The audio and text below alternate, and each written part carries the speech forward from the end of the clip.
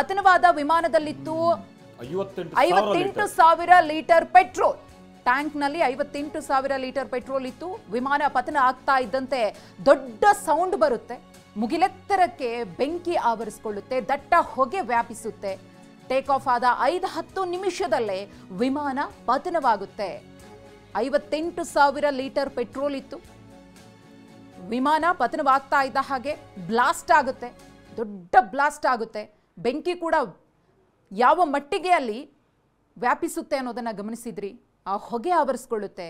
ನಿರ್ಮಾಣ ಹಂತದ ಕಟ್ಟಡ, ಹಾಸ್ಟೆಲ್ ಇತ್ತು, ಮೆಡಿಕಲ್ ವಿದ್ಯಾರ್ಥಿಗಳು ಇದ್ದಂತಹ ಹಾಸ್ಟೆಲ್.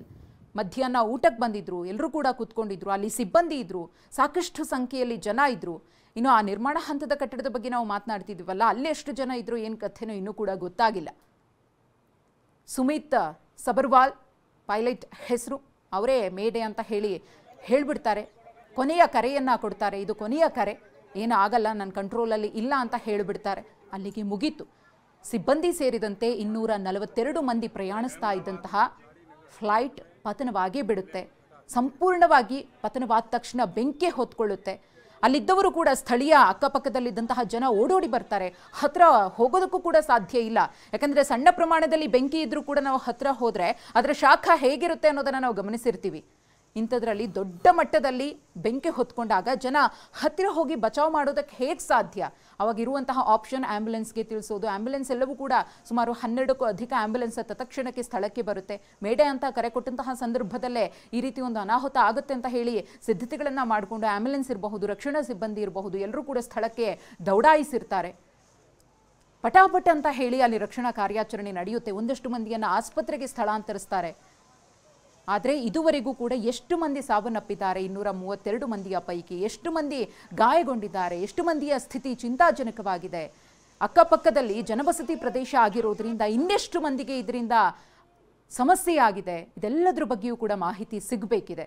ಪತನವಾಗಿರುವಂತಹ ಏರ್ ಇಂಡಿಯಾ ವಿಮಾನದ ಅವಶೇಷಗಳನ್ನು ಒಂದು ಕಡೆ ಗಮನಿಸ್ತಾ ಇದ್ದೀರಿ, ಮತ್ತೊಂದು ಕಡೆ ಬೆಂಕಿ ನಂದಿಸುವಂತಹ ಕಾರ್ಯ ಭರದಿಂದ ಸಾಗ್ತಾ ಇದೆ. ಇನ್ನು ಈ ಫ್ಲೈಟ್ನಲ್ಲಿ ಪ್ರಯಾಣಿಸ್ತಾ ಇದ್ದಂತಹ ಪ್ರಯಾಣಿಕರ ಮನೆಯವರ ಪರಿಸ್ಥಿತಿ ಈಗ ಹೇಗಾಗಿರಬೇಡ. ಒಂದು ವಿಮಾನ ದುರಂತ ಆಗುತ್ತೆ, ಅದರಲ್ಲಿ ಇದ್ದವರೆಲ್ಲರೂ ಕೂಡ ಸುಟ್ಟು ಕರಕಲಾಗ್ತಾರೆ ಅಂದರೆ ಅದರ ಚಿತ್ರಣವನ್ನು ಕಲ್ಪಿಸಿಕೊಳ್ಳೋದಕ್ಕೂ ಕೂಡ ಸಾಧ್ಯವಿಲ್ಲ. ಬಜ್ಪೆ ವಿಮಾನ ದುರಂತ ಸಂದರ್ಭದಲ್ಲಿ ನಾವು ಕಣ್ಣಾರೆ ಕಂಡಿದ್ದೀವಿ. ಒಂದಷ್ಟು ದೃಶ್ಯಗಳು ವೈರಲ್ ಆದಾಗ ಆ ಸೀಟಲ್ಲಿ ಕೂತಿದ್ದವರು ಕೂತ ರೀತಿಯಲ್ಲೇ ಸುಟ್ಟು ಕರಕಲಾಗಿದ್ರು. ಅವರ ದೇಹ, ಮೃತದೇಹಗಳೆಲ್ಲವೂ ಕೂಡ ಹಾಗೆ ಇತ್ತು. ಅದನ್ನ ಕಣ್ಣಾರೆ ನೋಡೋಕಾಗದೆ ಎಷ್ಟೋ ಮಂದಿಯ ಹೃದಯ ಛಿದ್ರವಾಗಿತ್ತು. ಈ ಒಂದು ದುರಂತ, ಮಕ್ಕಳಿದ್ರು ಅನ್ನೋದ್ರ ಬಗ್ಗೆ ಮಾಹಿತಿ ಇದೆ, 2 ಶಿಶುಗಳಿದ್ರು ಅಂತ ಹೇಳಿ. ಹೇಗಾಗಿರಬೇಡ ಪರಿಸ್ಥಿತಿ ಅನ್ನೋದನ್ನ ಇಲ್ಲಿ ನಾವು ಕಲ್ಪನೆಗೂ ತೆಗೆದುಕೊಳ್ಳೋದಕ್ಕೆ ಸಾಧ್ಯ ಇಲ್ಲ. अहमदाबाद के मेघानी नगर में हुआ ये प्लेन हादसा, जो प्लेन क्रैश की घटना यहाँ पर हुई है, उसके विजुअल्स जो आप देख सकते हैं यहाँ पर, जो ये सिविल हॉस्पिटल है, सिविल हॉस्पिटल का ये हॉस्टल बिल्डिंग है, यहाँ पर कैंटीन थी.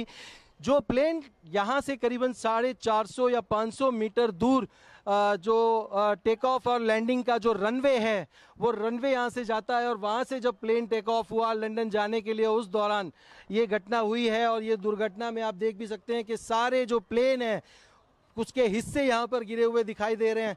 साथ ही साथ उसका जो पिछला हिस्सा है, वो पिछला हिस्सा भी हम देख सकते हैं कि किस तरीके से प्लेन यहाँ पर आया, और आने के बाद उसका एक हिस्सा यहाँ पर हमें देखने को मिल रहा है, और उसके बाद करीबन 300, 400, 500 मीटर की दूरी पर उसका जो अगला हिस्सा है. जो दृश्य हमने देखे जहाँ पर सिर्फ और सिर्फ डेड बॉडीज़ थी, और वहाँ पर जो हॉस्टल थी, उन हॉस्टल में सिविल हॉस्पिटल के जो स्टाफ थे, डॉक्टर्स थे, वो लोग भी वहाँ पर फंसे हुए हमें मिले. वहाँ पर लोगों को रेस्क्यू किया गया. जिन लोगों को बचाया जा सकता था उनको बचाने की कार्रवाई जो है वो की जा रही है. साथ ही साथ जो लोग वहाँ पर झुलस गए थे, उन लोगों को भी जो है वो वहाँ से निकालने की प्रक्रिया करके उनको हॉस्पिटल पहुँचाने की जो पूरी प्रोसेस है वो प्रोसेस की जा रही है. लेकिन ये हादसा अपने आप में कई सारे सवाल खड़े कर रहा है. कैमरामैन नटवर परवार के साथ सचिन पाटिल, TV9 अहमदाबाद. ಅಲ್ಲಿ ಹೇಳ್ತಾ ಇದ್ರಲ್ಲ ನಮ್ಮ ಪ್ರತಿನಿಧಿ, ಈ ಸಿವಿಲ್ ಹಾಸ್ಪಿಟಲ್ ಅನ್ನು ನಾನು ಹೇಳ್ತಾ ಇದ್ನಲ್ಲ ಮಧುಶ್ರೀ, ಅದರಿಂದ ಸ್ವಲ್ಪ ದೂರದಲ್ಲೇ ಇರುವಂತ ಅವ್ರದೇ ಹಾಸ್ಪಿಟಲ್ಗೆ ಸಂಬಂಧಪಟ್ಟಾಗಿನ ಹಾಸ್ಟೆಲ್ ಅದು. ಹಾಗಾಗಿ ಕೇವಲ ಸ್ಟೂಡೆಂಟ್ಸ್ ಮಾತ್ರ ಅಲ್ಲ, ಡಾಕ್ಟರ್ಸ್ಗಳು ಕೂಡ ಬಹುಶಃ ಈ ಟೈಮ್ನಲ್ಲಿ ಊಟಕ್ಕಂತ ಬರೋರು. ಸೊ ಅಂಥ ಟೈಮ್ನಲ್ಲೇ ಆಗಿರೋ ಅನಾಹುತ ಅಲ್ಲೊಂದು ಏಣಿಯನ್ನು ಕೂಡ ಹಾಕಿದ್ದಾರೆ. ಆದಷ್ಟು ಮಂದಿನ ಹೊರಕರ್ಕೊ ಬರೋ ಪ್ರಯತ್ನ ಆಗಿದೆ. ಬಹುಶಃ ಈ ದುರಂತ ನೋಡ್ತಾ ಇದ್ರೆ ಆ ವಿಮಾನದ ಆ ಬ್ಯಾಕ್ ಸೀಟಲ್ಲಿ ಕೂತಿರುವಂಥವ್ರು ಯಾರಾದ್ರೂ ಬಹುಶಃ ಅಂಥವ್ರು ಬದುಕುಳಿಯೋಕೆ ಅವಕಾಶ ಇದ್ರೆ ಇರ್ಬೋದು. ಯಾಕಂತಾರೆ ಅದು ಒಂದು ತುಂಡಾಗಿ ಆ ಹಾಸ್ಟೆಲ್ನ ಬಿಲ್ಡಿಂಗ್ ಮೇಲೇನೆ ಬಿದ್ದಿದೆ ಅದು. ಹಾಗಾಗಿ ಅವ್ರು ಏನಾದರೂ ಬದುಕುಳಿಯೋಕೆ ಅವಕಾಶ ಇದೆ. ಉಳಿದಂಥವ್ರು ಬ್ಲಾಸ್ಟ್ ಆಗಿರುವಂಥದ್ದನ್ನು ವಿಮಾನ ಸುಟ್ಟು ಕರಕಲಾಗಿರೋದನ್ನು ನೋಡಿದ್ರೆ ಭಾಳ ಮಂದಿ ಸಾವನ್ನಪ್ಪಿರೋದು ಅಂತ ಹೇಳಿ